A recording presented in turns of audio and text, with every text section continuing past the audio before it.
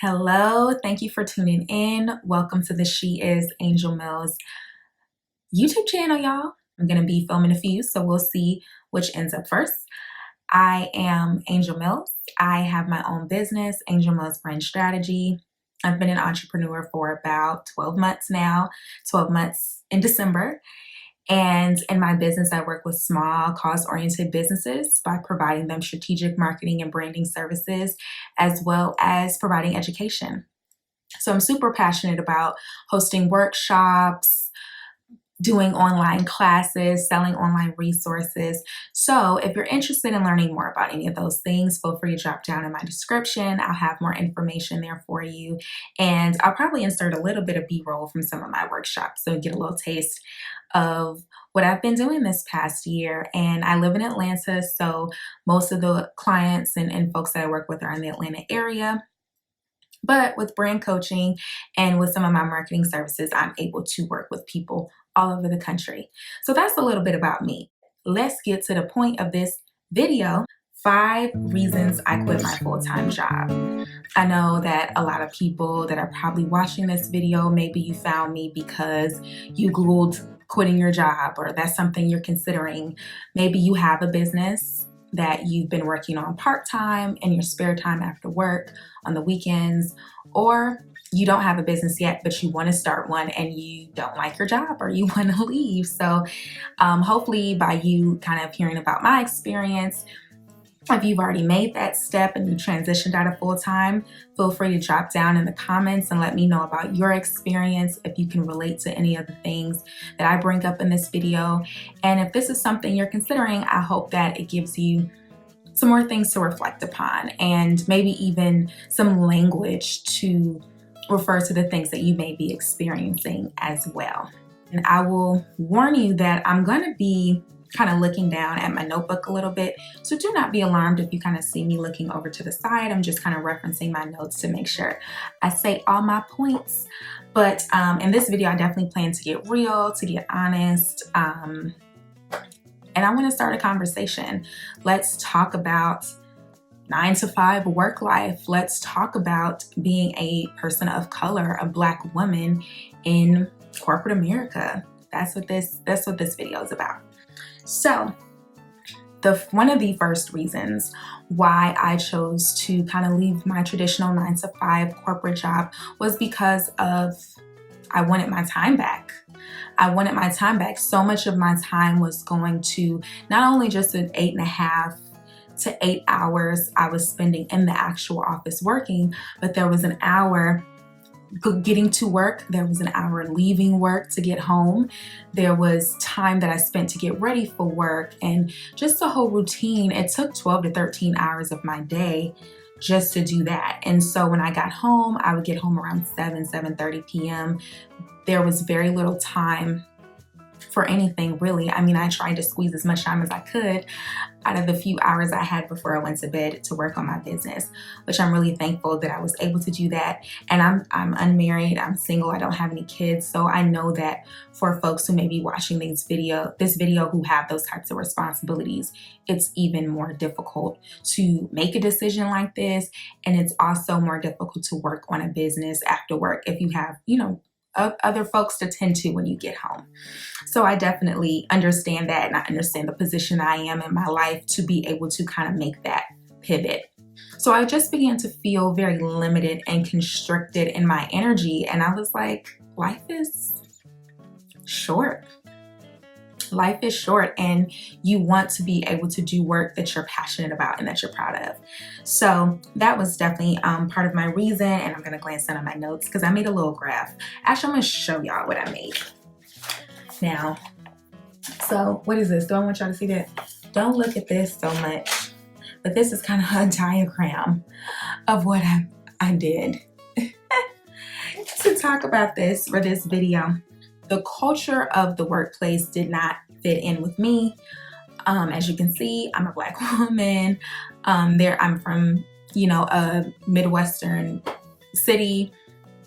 I have certain types of unique experiences, and I felt like with my coworkers, they have their life experiences, but we didn't necessarily relate or connect. And I did see that manifested in how we communicated with one another, handle conflicts, discuss certain types of topics, or didn't discuss certain types of topics.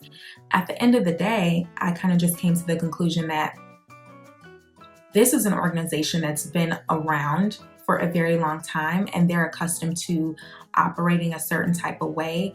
And is it really in my best interest and the best use of my time to try to alter the structure of basically something that is reflective of a larger, corporate issue, longer cultural issue that has been going on for a long, long time in corporate America, in our society? Like, I don't feel like taking on this battle. I could, kind of go the Tyler Perry route, as he says, and build my own table. Like, why am I trying to integrate myself into this environment that is resistant to what I'm trying to do, when I can just go and build my own shit, basically? So that's what I had to do, is I had to go build my own shit, basically. I had to go do that. And so another piece of the culture that I think goes into, and some of the terminology we actually learned. So I will say I appreciated that there was some education that we as an organization kind of did, and some efforts we took to get some more language of how we speak about some of the things that were going on in the culture of the workplace, internal, official, both the internal informal culture and the actual official culture that's in the employee handbook. And so as we were evaluating that, some of the terms we learned were like white dominant culture. And so there were a lot of white dominant culture practices that were present at the workplace. And a big thing that I know a lot of the younger people at the office were frustrated with is the kind of the culture of sitting at your desk and working. Whereas a lot of young people who came into the office, they had worked at organizations where they were out in the field more. And that's kind of something they thought they would be doing more of when they joined the organization. But then when they got there, they kind of realized, okay, this is more of an office-based type of role, as opposed to a role that gets out in the community, gets your hands dirty. If you traveled too much, or if you were out kind of visiting the different, constituency that we were supposed to be helping, then that didn't align necessarily with the culture, the informal culture of sitting at your desk and then being able to see you look busy, basically. So I think that was very frustrating. I know for me personally, and it really took a toll, sitting at the desk so much really took a toll on my body, which now that I've been out of the workplace, I have been working to address that. I've been doing yoga on a daily basis, but my back and my spine is just all messed up, y'all.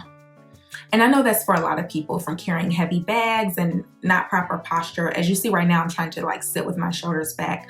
I've been trying to work on my posture and kind of just work on getting my spine aligned, getting my back in order, because I do have a lot of lower back pain in the shoulders.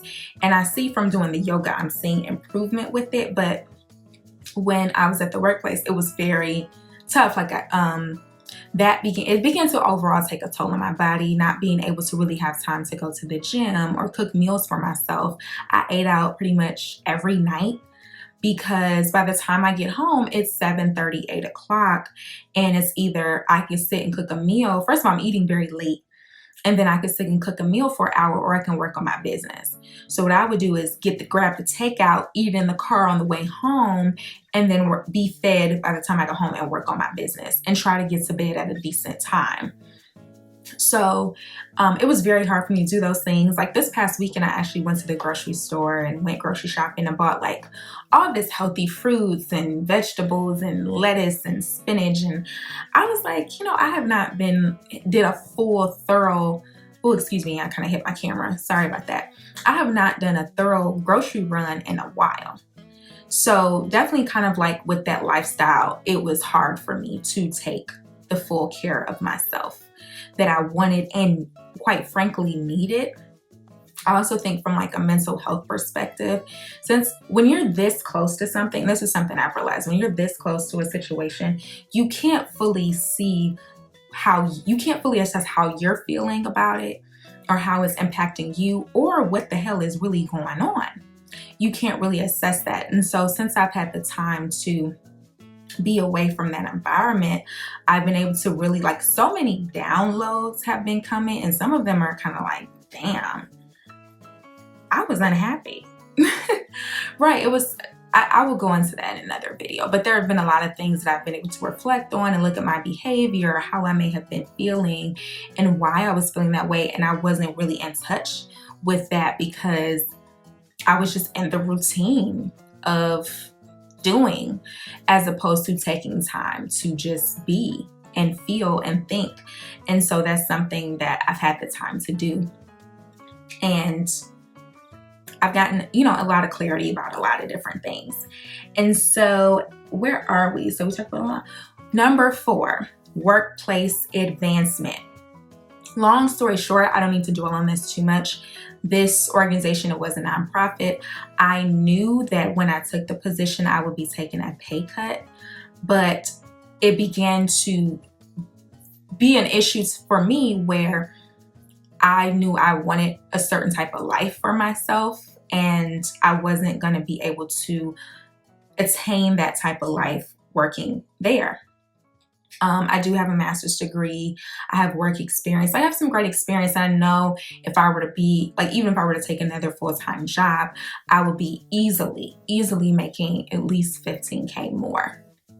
And so that was also a piece where I was like, this is out of alignment with how I would like to be compensated, quite frankly. And because this was such a small organization, there wasn't much pay increase especially for a junior level position, and there wasn't much advancement. I mean, everybody there, typically there's one person who does every job.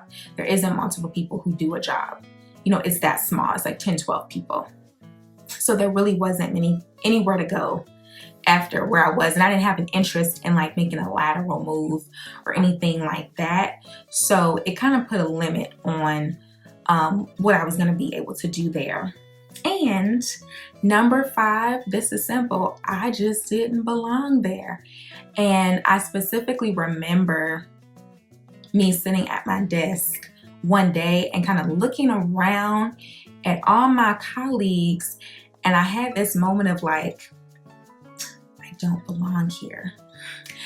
It felt, even though I had been coming into that job for 2 years consistently and had spent so many hours there, I looked at everything with fresh eyes and I was able to see, hey, this is not for me. And that's not to say that I'm looking down on anyone or I thought I was better than the other people there. Again, as I said before, I was fortunate to work with individuals who were very passionate about their work. And that was a blessing. It's great to work with people who feel good about what they're doing and put their all into it. But I didn't feel that same type of passion. And so I was just realized this is not an environment that I belong in. And I really did try to like sage. I tried to Palo Santo. I would Palo Santo every day. I lit candles. Like I really tried to make it a vibe in there. But it was like, I can cleanse the environment as much as possible, but if the energy is going to come right back, then it's not going to stay clean. So that's all I have to say about that.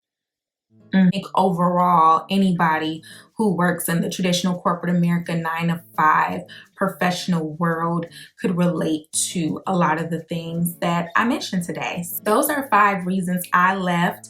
If you are someone who's watching this video and you are considering leaving your job,